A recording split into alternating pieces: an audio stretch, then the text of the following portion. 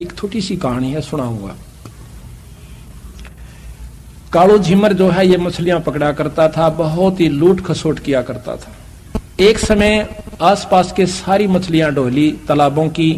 एक पड़ोसी नवाब के तालाब में बहुत बड़ी ज्यादा मछलियां थी, क्योंकि वो बहुत परमात्मा प्रेमी था। जीव हिंसा उसने बंद करवा रखी थी।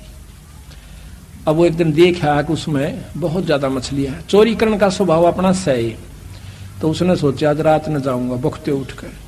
पहले दिन सारा घूम का आया था, थक गया था, जल्दी से आंख नहीं खुली, देर से खुली, थोड़ी समय रह रहा था। भाग के वहां पहुंच जाता है। जाते ही सुबह सुबह दिन निकलने वाला था, सर्दी का थोड़ा मौसम था। उसने सोची थोड़ी आग बाल दूं, वहां लकड़ियां इकट्ठी करके आग में सेका पहले तो। फिर उसने पानी में जाल डाला। जाल डाल करते ही इतने में देखा है कि एकदम मोड़ मुड़ते ही 5-7 किले की दूरी पे एकदम मोड़ मुड़ा था रास्ते में, और वो सामने तालाब पर निकल जाता। देखा है तो एक हाथी का ऊपर उसकी टाल बाजती आवश्य है। देखते ही देखते आगे सैनिक आए, फिर हाथी आ गया, राजा की सवारी नजर आई। अब उसने सोची कि आज मर गया भाई, ये तो पहले सदा मौत देगा जो ऐसी जीव हिंसा करते हैं। आज फंसा, आज की करूं। अब देखें, आव देखी ना ताव देखी, जाल और मछली तबगा दी जोड़ में तालाब में। अब उसने सोची कि और कोई तरीका नहीं, भाग नहीं सकता। सारी राख की जो आग बड़ी हुई थी, राख बनी थी, सारे शरीर पर लपेट ली। तन पर एक लंगोटी थी, ढाडी बड़ी हुई थी, काला विकराल शरीर था, बड़ी बड़े शरीर पर जटा थी। एक तपस्वी का रूप बनाकर आंख मीच कर बैठ गया, आंखें बंद कर ली। राजा धार्मिक था, उसने देखा सुबह सुबह वो तेरे की आज तो बहुत शुभ दिन के सुबह सुबह संत दर्शन। और वो ने माड़ी माड़ी आंखें में देखा, तले न आवश्यक, सीधा जावश्यक उतर। उन्हें सोचा संत का माथा टेक के चालूंगा। दो बात करेंगे, परमात्मा की चर्चा करेंगे। साधु दर्शन राम का, मुख पे बसे सुहाग, दर्शनी को देते हैं जिनके पूर्ण भाग। जब वहां से उतरा एकदम उस तो गिगी बंदगी उसकी, तब आज फंस गया कसूती डाल पर। और तरीका भी नहीं कि अच्छी तेज आंख बंद कर ली।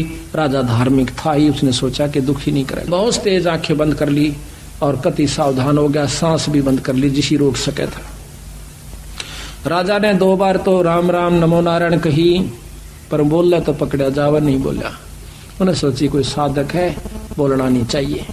7-8 असरपी सोने की आगे रखी, धोने की माथे की राख लगाई और नमस्कार करके चल पड़ा। अब वो इतना घबरा गया कि उसकी अंतःकरण वृत्ति ऊपर न सिकुड़ गई। काफी देर तक इन विचारों में सोचा रहता कि मन राजा पकड़ लेता, क्या होगा। मतलब बहुत ही गहराई में विचारों में फंस गया। घंटों बैठा रहा, उसको सुध बुध नहीं रही। इतने में उसके बाद झिमरी आवश्यक का तो गलत जगह गया था, कहीं वो पकड़ा ना गया। आगे देखा है कि तो महात्मा बना बैठा से, कड़मा मारी ला तक बालकान भूखे मारेगा। खड़ा हो, उन्हें सोची उस झिमर ने आज मर गया भाई। तो राजा ने तो पकड़ लिया।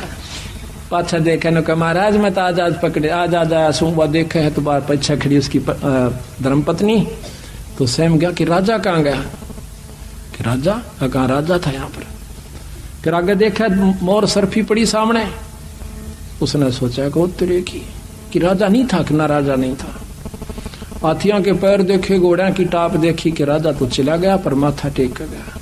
उसी समय उसने मन में विचार आता है कि मैंने तो एक नकल करी थी भगवान के बंदे की, अगर मैं असल कर लूं, एक नकल में भी एक राजा ना आकर मत्था टेक दिया, अगर मैं असल कर दूं तो मेरा ना की प्राप्ति होगी। उसने बोला भगवान ये ठातरी सरपी, आज तो पाछा पांत इस कर्म न कराने। ने बोला घर न चाल, तेरे कैसे तेरे देखे साधु।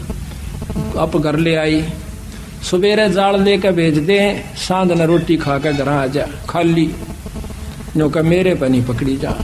बालक थोड़े थोड़े से हो रहे थे, 10-12 साल के। जंगल में जाकर बैठ जा, इसी चिंता में रहे कि मन कोई साधु मिले, एक दिन संत मिले उसको। कहते हैं जिस दिन अच्छा अपनी इच्छा प्रबल होती है उस दिन परमात्मा सारी व्यवस्था कर दे, पर हमारी वह पूर्ण लगन बनती को नहीं। संत भी मिला देते हैं और गुरु भी मिला देते हैं और मुक्ति का नाम भी दिला देता है भगवान। गुरु की जब परमात्मा कृपा करता है, कृपा जब करता है जब हमारी सच्ची लगन कर ले। नाम ले लिया, घंटों बैठा रहे, तड़के ले जा रोटी खा के और जंगल में सांझ ने दिन छिपे पाछा आवे, खूब भजन करे। बावड़ा सा हो गया, घर के छो मावे जब बोले नहीं, गाड़ दे जब चुसके नहीं। उन्हें सोची भाई, और साधु का लक्षण भी यही होता है। तो आकर के देखा है, घर क्या न सोची क्यों मार मार करी, तो रोज का काम हो गया इसकी गेला। तो बोला मर जित जित मरनाओ। अपना उस दिन के बाद अपना भजन करे और प्रेम से रहे।